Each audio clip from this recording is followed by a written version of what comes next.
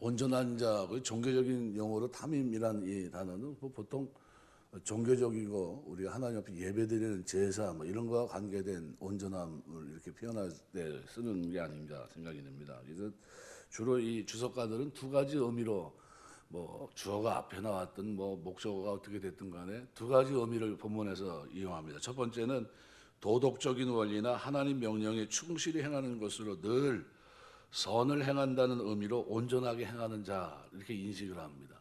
두 번째는 자신을 향해 오는 많은 유혹, 시험에도 불구하고 자신의 내면, 이 내면에 간직된 선, 정직의 선을 지키고 하나님 앞에 정직하게 행하기 위해 애쓰는 삶.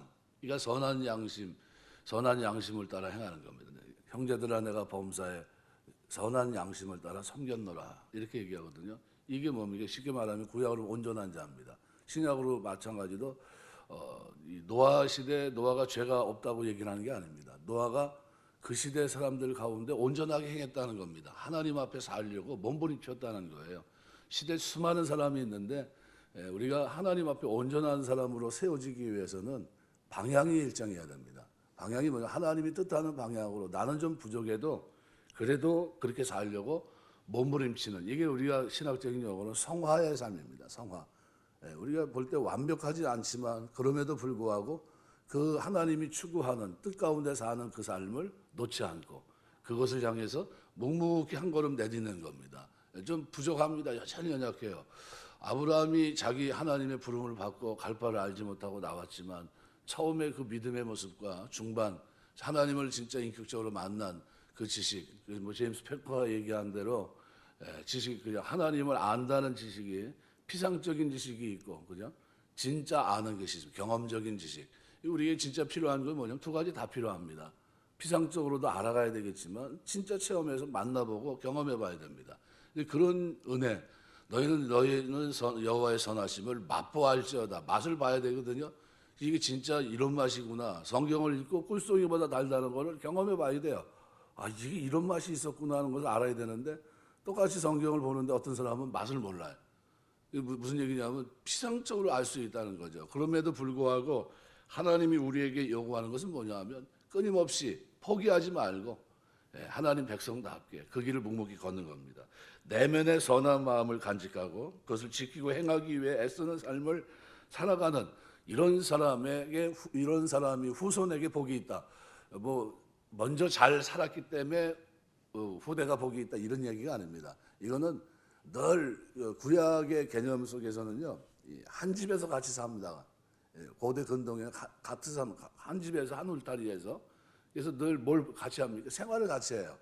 같이 공간 속에 있다 보니까 우리 잘 아는 대로 쉐마 같은 데를 보면 어떻게 해요? 앉았을 때나 누웠을 때나 길을 갈 때나 말씀을 강론하고 그 가운데 살고 있거든요. 그럼 모델이 누굽니까? 할아버지, 할머니, 어머니, 아버지예요. 그들의 온전한 삶을 보면서 자식이 뭘 배웁니까? 그거에 자기 몸에 배는 습관이 되게 되는 겁니다. 습관. 이걸 만들어 놓으면 그것 자체가 뭡니까? 3살 버릇 여든 가는 겁니다. 하나님 앞에서 의의 길을 걷는 부모의 그 모습은 할아버지 할머니의 모습은 이게 인생이구나. 이것이 올바른 것이구나 하는 것을 깨닫게 돼요. 그리고 그 길을 걸으며 살아가는 사람이 복이 있다는 겁니다. 그래서 이러한 연대 보응 사상은 출애굽기 20장 6절 말씀을 통해서 아주 분명하게 선언합니다. 그래서 우리 자손 천대까지 하나님께서 은혜를 베푸시니라. 천대까지 은혜를 베푸. 천대란 말은 뭡니까? 한없이 은혜를 베풀어 준다는 거예요. 이 틀을 가지고 살아가면 계속해서 그 후대가 복되다는 겁니다. 왜요? 이 본이 되는 삶과 따라가는 그 삶이 아주 하나로 묶여 있는 겁니다. 할아버지, 할머니, 어머니, 아버지, 본인 이렇게 하면 3대가 오로져 하는데 인생을 살면서 한 3분의 1 정도 사는 동안에 아이가 성장해서 3분의 1 정도 사는 동안에 뭘 배웁니까? 그게 몸에 배요. 늘 보니까. 근데 그렇게 살다가 이제 흩어져도 자기의 삶에 배 있는 것이 자기 자녀들에게 그대로 연결이 되는 겁니다. 그래서 하나님께서 당신을 사랑하고 계명을 지키는 자에게는 천대까지 은혜를 베풀 것이라고 말씀하고 있습니다. 그래서 부모의 삶에 대한 바른 자세는 당대뿐만 아니라 자자손손 영향을 미치는 것을 잊지 말아야 됩니다. 그런데 이것을 오해해서 부모나 조상의 의로 자식이 후손이 구원을 받는다는 의미로 생각해서는 안 됩니다.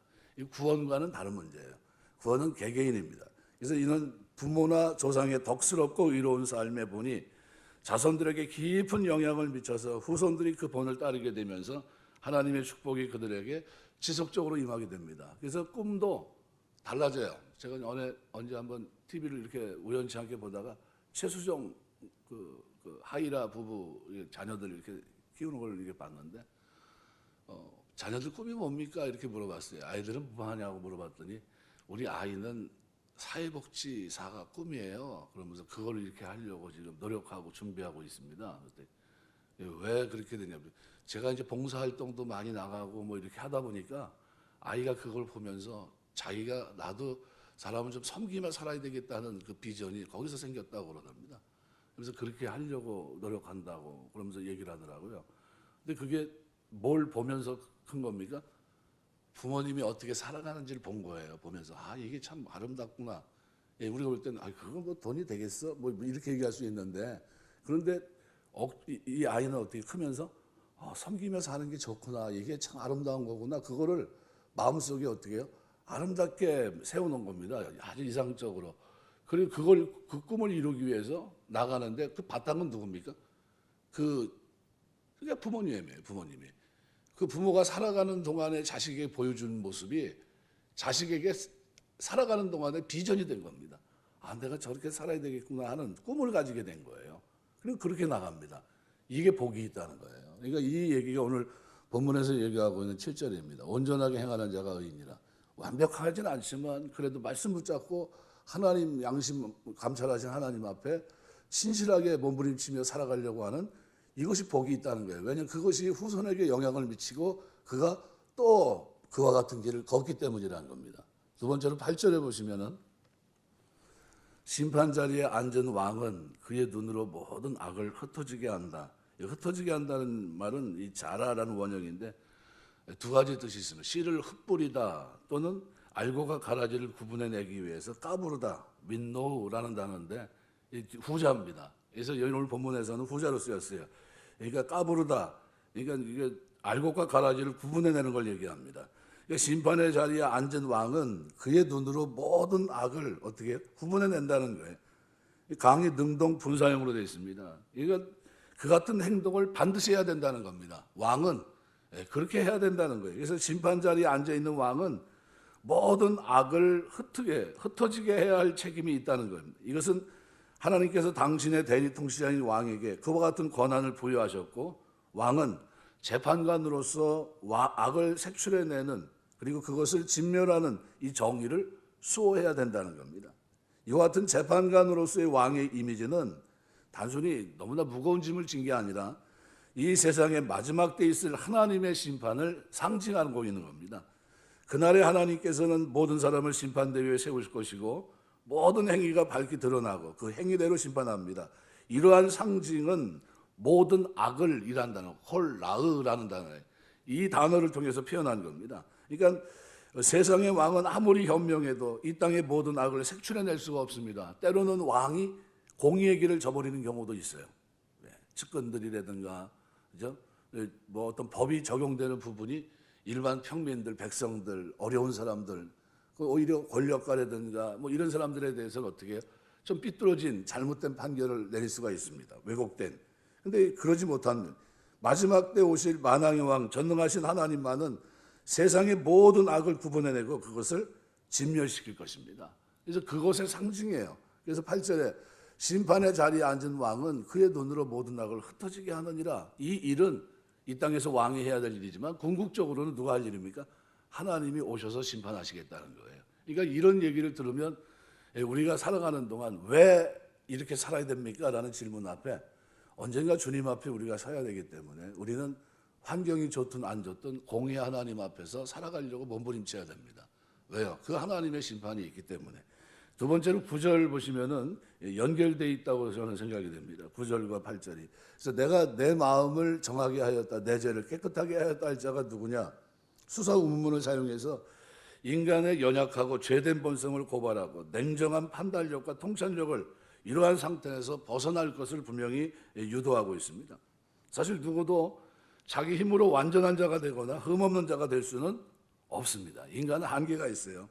이 부패한 사람의 마음, 죄된 상태에 대해서는 성경 여러 곳에 얘기합니다. 뭐 창세기 6장 5절서부터 해서 욥기 15장 14절 16절, 또 시편 말씀해 보시면 시편 51편 5절에 보시면은 이렇게 표현합니다. 내가 죄악 중에 출생하였으며 어머니 죄 중에 나를 잉태하였나이다. 출발서부터 어떻습니까? 원죄 틀 속에 있다는 것을 분명히 말씀하고 있고, 53편에 보면 2절 3절에 이렇게 말합니다. 하나님이 하늘에서 인생을 굽어 살피사 지각이 있는 자와 하나님을 찾는 자가 있는가 보려 하신즉 각기 불러가 함께 더러운 자가 되고 선을 행하는 자가 없으니 한 사람도 없도다. 이렇게 표현합니다. 이거 외에도 성경에는 인간의 한계를 많이 지적하고 있습니다. 뭐 예레미야 17장 9절, 마음이 부패하기 때문에 뭐 결국은 어떻게 죄된 길을 걸어갈 수밖에 없습니다. 근데 여기는 본문에 보면 내 죄를 깨끗게 하게 하였다 할 자가 누구냐? 이 수사 의문문과 동사가 합쳐져 있습니다. 미 요마르라는 말인데 문장의 맨 앞에 배치했습니다. 왜냐하면 그러한 자가 하나도 없다는 거예요. 그러니까 그럴 수가 없다는 겁니다. 강한 부정입니다. 그래서 성경은 인간 본성에 대해서 완전한 절망을 선언하지 않고 인간이 의롭게 되는 길을 하나님께서 열어주셨는데 바로 그 그리스도 안에 있는 겁니다. 그리스도 안에 그리스도의 공로를 힘입는 길입니다. 은혜로 믿음으로 구원받는 이 길, 이거 외에는 길이 없다는 것을 분명히 말합니다. 오직 예수 그리스도의 보혈을 말미암아 의롭다 칭함을 역임을 받는 축복이에요. 근데 이 축복이 어떻게 해요? 오늘 우리에게 있다는 겁니다. 우리가 살아가는 동안 오직 그리스도의 공로로 가는 겁니다. 제가 우리 노회에서 가장 연세가 많이 드신 분이 이찬수 목사님이 96, 97세 이렇게 사시는 분인데 정정하십니다. 멀쩡하시고. 그러다가 목사님하고 좀 친해서 김현도 목사님하고도 친하고 그래서 이제 같이 식사도 하고 이렇게 할 때가 많은데 그때 이제 행동이 좀 이렇게 막 자유로우세요. 그래서 내가 뭐 이렇게 얘기해서 옆에서 있다가 목사님 그렇게 해가지고 구원 받겠어요? 내가 그랬어요. 제가 뭐 손자 아들뻘입니다. 아들하고 제가 거의 친구예요. 근데 이제 제가 있으면서 옆에서 그랬어요. 아니 목사님 그렇게 해가지고 구원 받을 수 있겠어요? 내가 볼 때는 제가 하나님이면 목사님 구원 받는 거 좀 생각을 한번 해볼 것 같은데. 내가 그랬습니다. 우스갯소리로. 그랬더니 그분이 하는 말이 저한테 그러더라고요. 이 사람아 은혜로 구원 받는 거지 그 행위로 얘기하면 내가 어떻게 천국 가나? 이 얘기를 서슴없이 저한테 내뱉더라고요.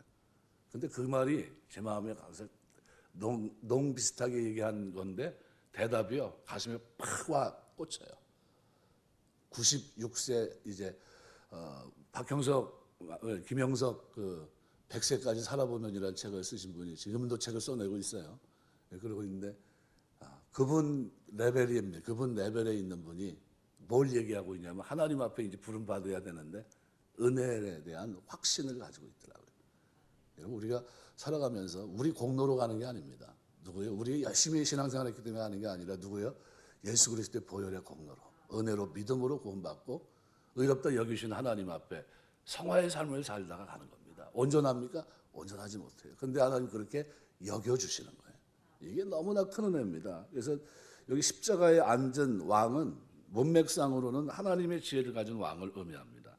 이 지혜로운 왕은 사람의 가식적인 행동이나 아첨에 속지 않고 사람의 마음, 의도를 정확히 판단하고 악인을 진멸시킨다 그런 의미입니다. 근데 본질적으로 근본적으로 이것은 하나님의 대리 통치자인 왕이 하나님의 공의를 세상에 세우기 위해서 마땅히 해야 할 바를 지적하는 겁니다. 그래서 이것은 아울러 마지막 때 있을 하나님의 심판을 묘사한 상징적인 표현이기도 합니다. 마지막 심판의 날에는 선악을 꿰뚫어 보시고 판단하시는 놀라운 지혜자이신 하나님께서 친히 심판하시기 때문에 누구라도 자신에 대해서 거짓된 과정을 늘어놓거나 정당성을 변호할 하등의 이유가 없습니다. 우리에겐 변호사가 붙어 있는데 누굽니까? 보혜사 성령이세요. 그분이 변호하십니다. 뭐를 변호합니까? 그리스도의 피로 구속받은 사람입니다. 이 얘기예요. 그걸로 끝나는 겁니다. 그래서 하나님의 진노를 사게 되는 어리석은 행동이 됩니다. 그래서 이러한 교훈을 통해 솔로몬이 전하고자 하는 것은 심판의 날이 돼서 헛된 자랑, 떠벌림이 무용지물임을 깨닫고 지금부터라도 어떻게 해요? 의롭게 살라는 겁니다. 하나님의 인정을 받는 참된 성도가 될 것을 말하면서 하나님 앞에서 선하고 성실한 삶을 사는 자만이 오직 성실과 진실함으로 의를 따라 행하고 그죠? 말씀의 명령을 따라 살아온 자만이 모든 것을 감찰하시는 하나님의 심판을 면할 수 있다는 겁니다. 그러니까 이 얘기는 하나님의 공의로우심을 아는 사람은 의의 길을 벗어나지 않는다는 거예요. 이게 지혜라는 겁니다. 왜요? 하나님은 공의 하나님, 사랑의 하나님이지만 그런데 마지막에는 어떻게 해요? 공의의 하나님으로서 역할을, 심판자의 역할을 하시기 때문입니다. 그렇다고 한다면 우리가 이 땅에서의 삶이 좀 올바른 삶이 돼야 됩니다. 그래서 이것을 기억하고 우리는 어디에 있든지 무엇을 하든지 하나님 앞에 있어야 되고 언젠가는 하나님 앞에 서야 된다는 사실을 기억하면서 의로운 삶, 경건한 삶, 성실한 삶의 자리를 지켜내야 됩니다. 부족하고 연약해도 의를 행하기 위해서 구원에 합당한 열매를 맺기 위해서 몸부림치며 살아가는 이 삶이 바로 오늘 우리의 삶이 되어야 됩니다. 시편 11편 4절 보면 여호와께서 그 성전에 계시니 여호와의 보좌는 하늘에 있으며 그 눈이 인생을 통쳐가시고 그 안목이 저희를 감찰하시는도다. 우리의 세세 모든 마음의 생각까지도 감찰하십니다. 요한계시록 21장 26절 27절 보면 사람들이 만국의 영광과 존귀를 가지고 거리로 들어오겠고 무엇이든지 속된 것이나 가증한 일 또는 거짓말하는 자는 결코 그리로 돌아오지 못하되 오직 여호와의 어린 양의 생명책에 기록된 자들뿐이다. 우리가 누가 생명책에 기록됩니까? 어린 양의 보혈로 구속함 받은 사람들이 생명책에 이름이 기록되는 겁니다. 이 사람들은 어떻게 살아갑니까? 방종하지 않고 오늘 본문의 말씀대로 의의 길을 걸어갑니다. 완벽해서요? 아니에요. 부족해도 그 길을 고수합니다. 왜요? 하나님이 아니까. 그래서 어떤 분이 그렇게 얘기하더라고요. 주석가가 이런 얘기를 합니다. 부족한 줄 알고 부르셨다고. 완벽해서 부른 게 아닙니다. 제 가운데 용서를 주시고 그래도 가는 동안 부른 겁니다. 그래서 어떤 분이 기도하시면서 그렇게 한다고 그래요. 하나님, 제가 한계가 이겁니다. 제가 한계가 이겁니다. 제가 이 한계를 제가 벗어나지 못합니다. 죄송합니다. 다시 한번 해보겠습니다. 용서해 주시면 또 한 번 힘내보겠습니다. 그리고 이제 간다고 그래요. 근데 그 말이 굉장히 와닿는 거예요. 아, 그게 맞다. 인간은 그게 약해요. 하지만 하나님은 어떻게 해요? 그럼에도 포기하지 않기를 원하세요. 끝까지 인내하면서 하나님 부족하지만 그래도 하나님 정한 이 길이 복된 길인 줄 알고 제가 그 길로 가겠습니다. 그리고 가는 겁니다. 그래서 내 몸을 복종시키면서 바울도 신앙생활은 얼마나 힘들었습니까? 달려가는 동안 기쁨이 충만했지만 몸이 말을 안 듣는 거예요. 이렇게 가야 되는데 말을 안 들어요. 습관이 안 돼 있으니까. 이거 너무 힘든 겁니다. 그럼에도 불구하고 기뻐하며 갑니다. 이것이 하나님께 영광이니까 말씀하겠습니다. 우리가 살아가는 동안 우리가 여러 가지를 생각해야 되겠지만 부모의 역할은 자식에게 본이 되는 겁니다. 이거 한 가지만 하면 자식들은 복된 사람이 됩니다. 왜요? 부모가 걸어간 길을 자식들은 반드시 기억해내고요. 그리고 그 길을 닮아가기 때문에 그래요. 근데 제가 보니까 그렇더라고요. 저희 외할머니가 살아간 길을 어머니가 걷고 있고요. 어머니가 이게 보여준 그 길을 제가 걷고 있더라고요. 기도하면 저거 우리 아버님이 그러더라고요. 구원받지 못했을 때 뭐라 그래요? 기도하면 밥 먹여주냐고, 교회 가면 밥 주냐고 그런 얘기를 하셨었어요. 근데 제가 뭐라냐면 교회 가면 밥 준다고 그랬어요. 교회 가면 밥도 주고요. 다 있습니다. 내가 그랬더니 저놈 자식이 저거 막 이랬던 적이 있는데 그런데 지금 돌이켜 가만히 생각해 보면 보여준 그 길이 후손들이 걷고 있는 그 길이더라고요. 이거 우리가 여러분이 어떻게 걷고 어떻게 살아가느냐 하는 건요. 여러분 자녀들이 어떻게 살 건지를 여러분이 보는 것과 똑같습니다. 살아가는 동안 본이 되고 또 하나님께 영광이 되고 후손이 복이 되는 그런 가정, 가문 만드시길 주의 이름으로 축원합니다. 기도하겠습니다.